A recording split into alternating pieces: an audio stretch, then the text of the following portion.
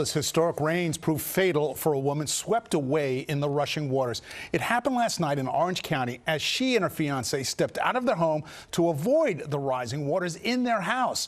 Meanwhile, the threat of flash floods remains as we get new information on the destruction left behind. Eyewitness News reporter Tom Negavan live in Highland Park, one of the hardest hit areas that is still under a state of emergency. Tom.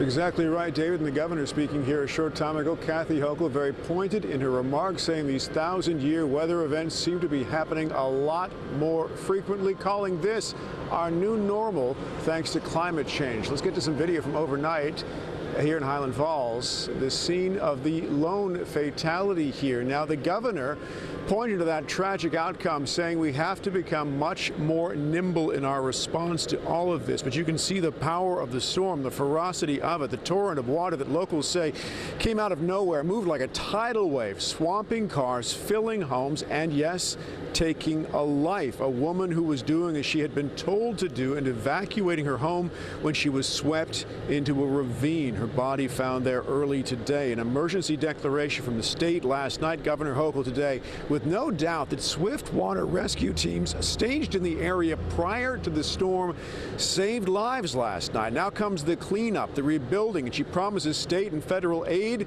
to arrive just as quickly here as the water did. The first step is assessment. Assess the damage, assess the monetary value of the damage so we can put in our request for FEMA assistance to help the communities have the resources they need to rebuild. Also spoke at the White House, offered assistance in any way possible just minutes ago.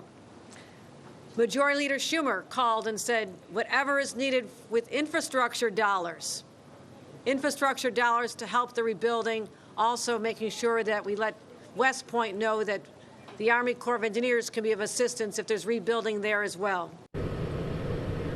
And Governor Hochul continues her tour of the region this afternoon. Aside from that lone fatality, officials say they now believe that everyone is accounted for, but there's a lot of damage to infrastructure here, to roads, known and unknown. They're trying to fully assess that, fix, rebuild what they can, but they say that if you're not a first responder or a member of the media, maybe stay away from here for a while, let them get where they need to go and get help where it needs to be.